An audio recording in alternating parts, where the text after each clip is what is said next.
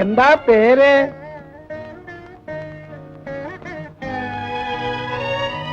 രുക്മ. രുക്മ, രുക്മിണി. പേര് രസമായിരിക്കണു. എത്ര വരെ പഠിച്ചു? 5ാം ക്ലാസ്. ചെറുതായപ്പോൾ സ്കൂൾ പഠിത്തം നിർത്തി. പിന്നീട് സേനായി പറഞ്ഞു സംസ്കൃതം പഠിപ്പിച്ചു എന്ന്. ആ, അങ്ങനെയാ? സിദ്ധരൂപം പഠിച്ചോ? ശാകുന്തളം പഠിക്കുന്നു.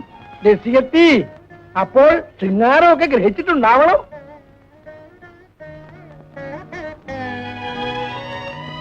കുട്ടി എങ്ങനെയുണ്ട്? എനിക്കൊരു ആൺസന്താനം ഉണ്ടാവാൻ ഇവൾ ധാരാളം മതി. അപ്പോ നിശ്ചയദാമ്പൂലത്തിന്റെ തീയതി നിശ്ചയിച്ചാ മതി. അടുത്ത ഞായറാഴ്ചയാകാം. ആയിക്കോട്ടെ.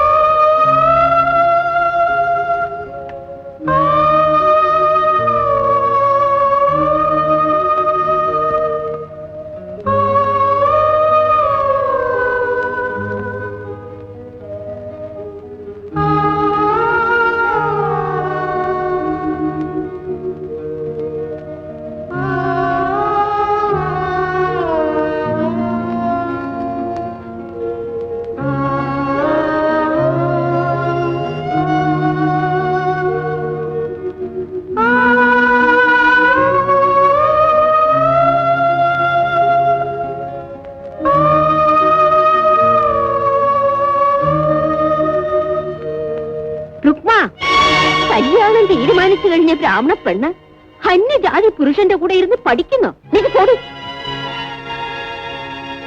ഇനി മേൽ പഠിത്തം ഒന്നും വേണ്ട. അന്യജാതി പുരുഷന്മാരുടെ മുമ്പിൽ പോകാനും പാടില്ല. ഇങ്ങോട്ട് വരൂ.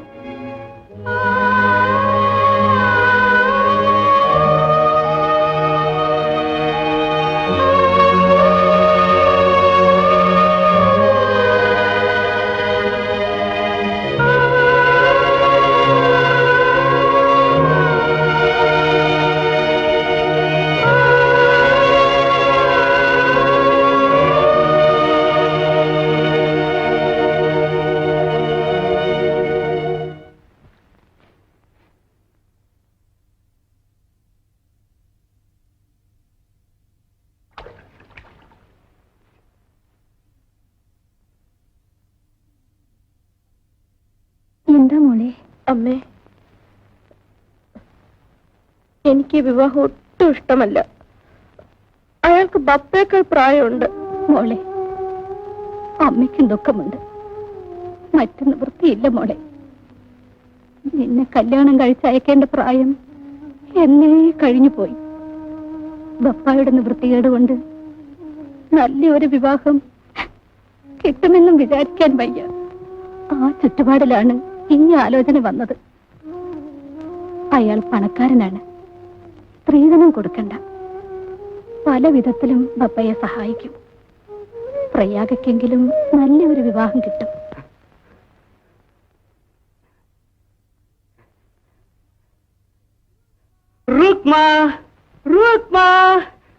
ഞാൻ ഇറക്കാൻ പോയി. വേണ്ട വേണ്ട, സൂക്ഷിച്ച പിടിക്കണം. രുക്മ വരട്ടെ. രുക്മ, രുക്മ.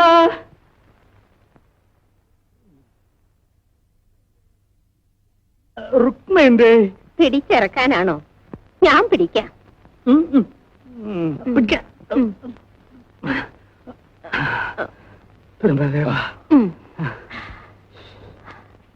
എങ്ങനെ ഒപ്പിച്ചു? എങ്ങനെയൊക്കെയോ സാധിച്ചു. കമ്മത്ത് കുറെ രൂപ തന്നു.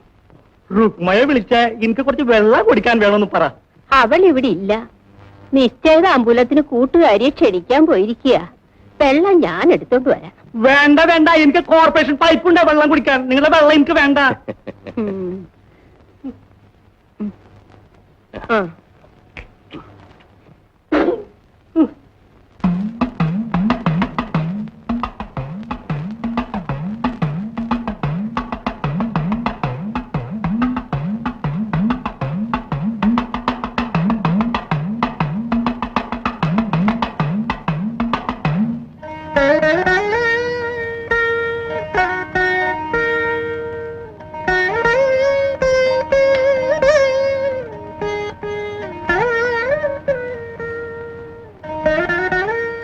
എന്റെ കല്യാണം ഉറപ്പിക്കാണ്.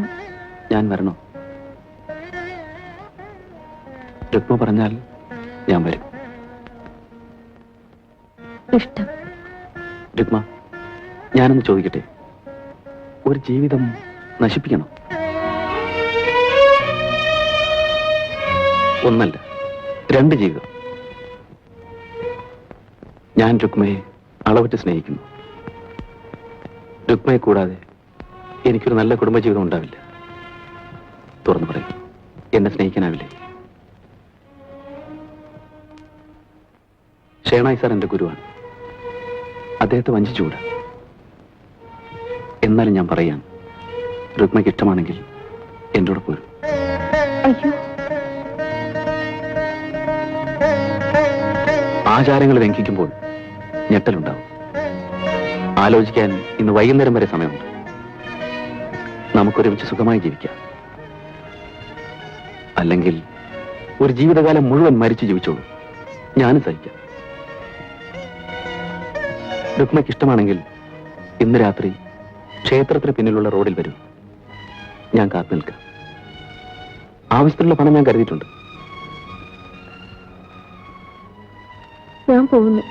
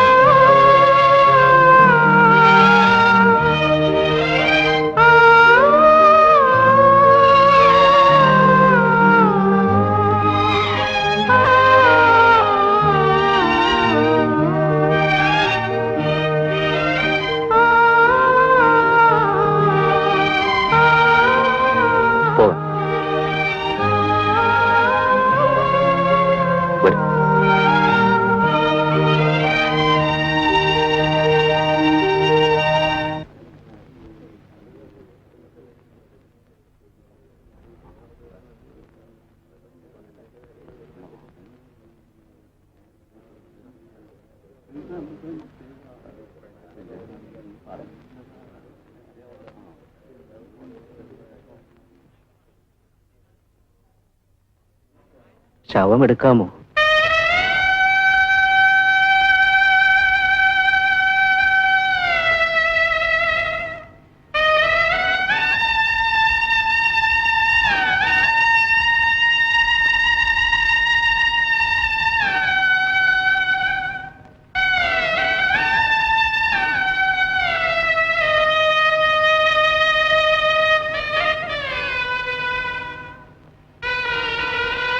മരിച്ച കിളവെ വിചാരിച്ചു മാത്രമാണ് ഞങ്ങൾ ഈ ശവസംസ്കാര ചടങ്ങിൽ പങ്കെടുക്കുന്നത്.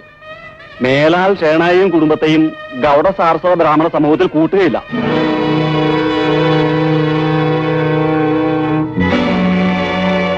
അല്ലെങ്കിൽ ഷേണായുടെ മകൾ ഒരു അന്യജാതിക്കാരന്റെ കൂടെ ഒളിച്ചോടി പോയതിന് പ്രായശ്ചിത്തം ചെയ്യണം.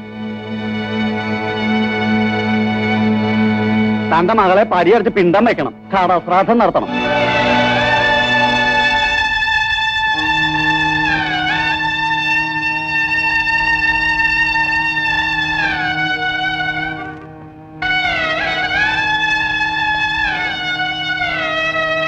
സമുദായം തീരുമാനിക്കും പോലെ. ശവമെടുക്കാം.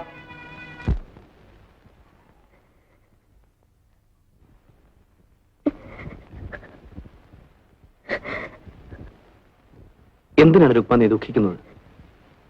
വീട്ടിലെ കാര്യങ്ങൾ ഓർക്കുമ്പോ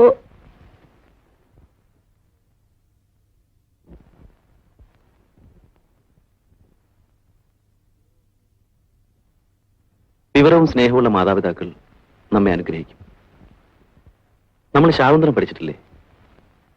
ശകുന്തള അച്ഛന്റെ അനുവാദം കൂടാതെ ദുഷ്യന്തനെ സ്വീകരിച്ചു. കണ്ണവൻ അനുഗ്രഹിച്ചതേ ഉള്ളൂ. രുക്മ, ഒന്നുകൊണ്ട് നീ ഭയപ്പെടണ്ട. കുറച്ച് രൂപ ഞാൻ കരുതിയിട്ടുണ്ട്. ഉടനെ ഒരു കൊച്ചു വീടെടുക്കും. ക്ഷേത്രത്തിൽ വെച്ച് നമ്മുടെ വിവാഹം നടത്തും. അതിനുശേഷം മാത്രമേ നമ്മൾ ഭാര്യാഭർത്താക്കന്മാരെ ജീവിക്കൂ. എന്നെ വിശ്വാസമില്ലേ? വിശ്വാസം ഇല്ലെങ്കിൽ ഞാൻ ഒപ്പം പുറപ്പെടുവോ?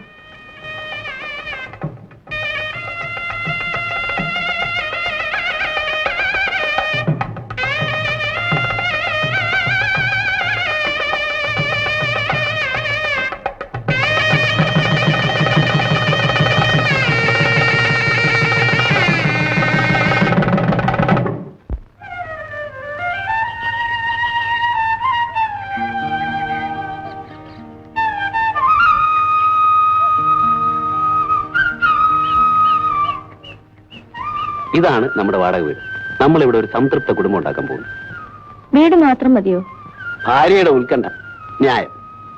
ചുരുങ്ങിയ നിലയിൽ സുഖമായി ജീവിക്കാനുള്ള ചുറ്റുപാട് ഞാൻ ഉണ്ടാക്കിയിട്ടുണ്ട്. ഇവിടെ അടുത്തൊരു മാനേജ്മെന്റ് സ്കൂളിൽ സംസ്കൃത അധ്യാപകനായിട്ട് ജോലിയും കിട്ടി. പോരെ? ധാരാളം.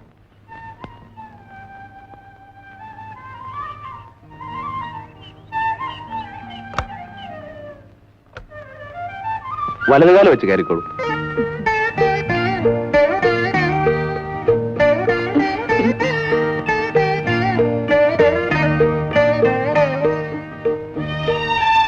ഇത് നമ്മുടെ സ്വീകരണ മുറി. എങ്ങനെ?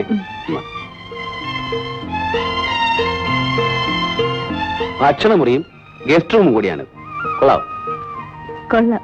എന്റെ സ്നേഹിതന്മാരെ സംഘടിപ്പിച്ചാണ് ഇതൊക്കെ. വാ.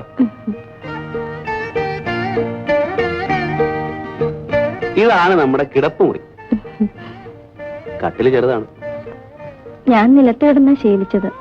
അതൊന്നും പറഞ്ഞാൽ പറ്റില്ല. കട്ടിലിൽ തന്നെ കിടക്കണം. അല്പം മുട്ടി ഒരുമി കിടക്കേണ്ടി വരും. ഒന്ന് പരീക്ഷിച്ച് നോക്കുന്നു. ഹോട്ടലിലെ വീതി കൂടിയ കിടക്കയിലേക്ക് ഞാൻ ക്ഷണിച്ചില്ല.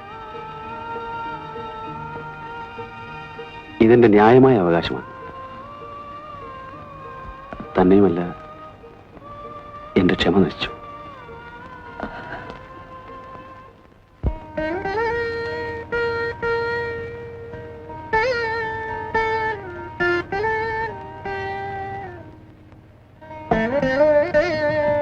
ഊണ് കഴിക്കാം. നിലത്തിരുന്ന് തന്നെ ഉണ്ടണമെന്നാണോ? ഇന്ന് ആദ്യ ദിവസമല്ലേ? ആദ്യമായി ഞാൻ വിളമ്പുകയല്ലേ? ശരി, അപ്പൊ ബ്രാഹ്മണ മുറയെ തന്നെ ആയിക്കളയാം.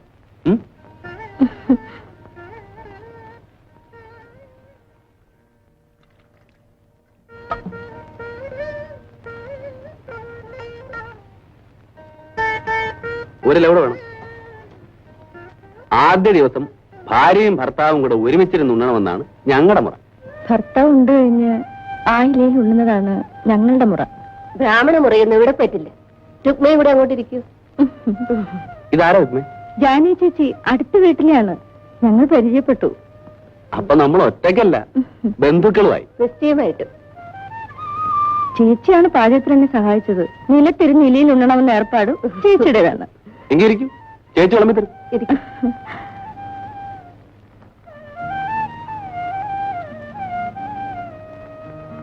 ആദ്യം മധുരം കഴിക്കണം. ഇത് ഞാൻ എന്റെ വീട്ടിൽ നിന്ന് ഉണ്ടാക്കിക്കൊണ്ടത്. ജാനേ ചേച്ചി, ഈ വീടൊന്ന് നോക്കണം. ഉച്ച കഴിഞ്ഞ് ഞങ്ങളൊന്ന് പുറത്തു പോകും. എവിടെയാ? അവിടെ ഇവിടേക്ക് ഒന്ന് ചുറ്റിക്കിറങ്ങാൻ. എന്താ റെഡിയില്ലേ?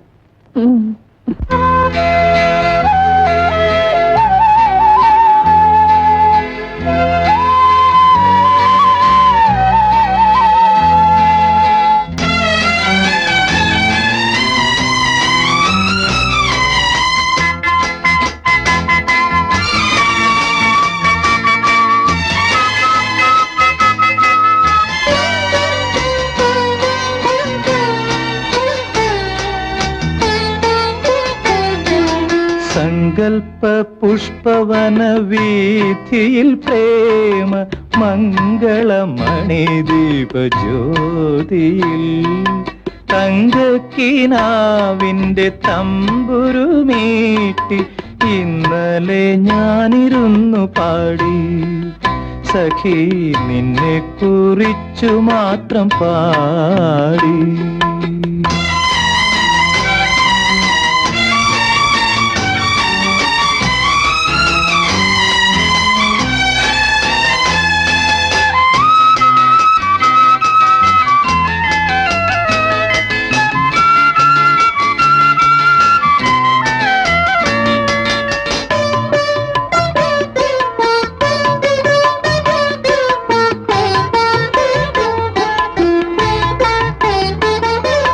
കൽപ്പനായവനികയ്ക്കപ്പുറമെങ്ങോ നിൻ കനക ചിലങ്ക കിലുങ്ങി.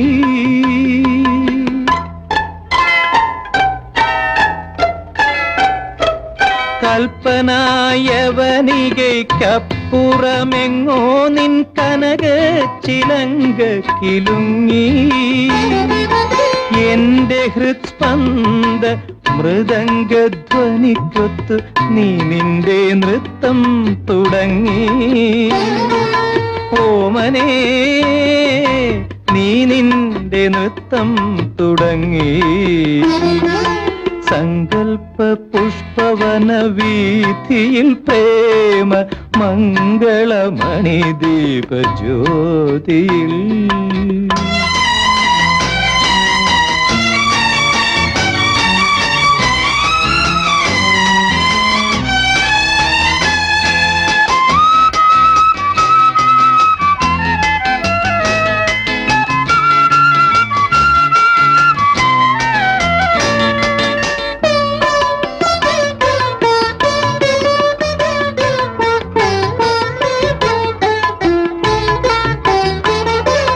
ആയിരം താരകളും ചന്ദ്രനും ഞാനും നിൻ ആനന്ദ നർത്തനം കണ്ടു.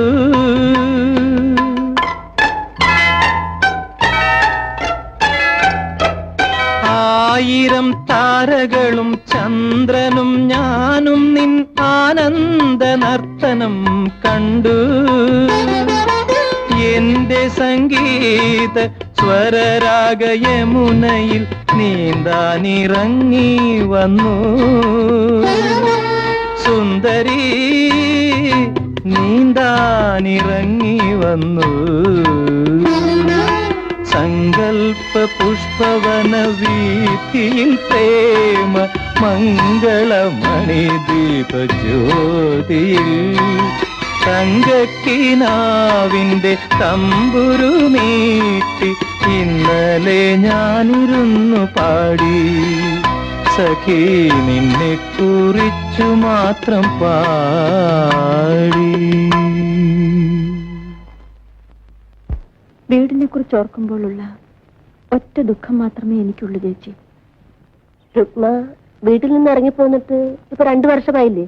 അവരതെല്ലാം മറന്നു കാണും. ഇനി ഒന്ന് പോകണം. അടുത്ത സ്കൂൾ അവധിക്ക് നാട്ടിലൊന്ന് പോകാമെന്ന് രഘുവേട്ടൻ പറഞ്ഞു. അവര് ഞങ്ങളോട് എങ്ങനെ പെരുമാറുമോ എന്തോ.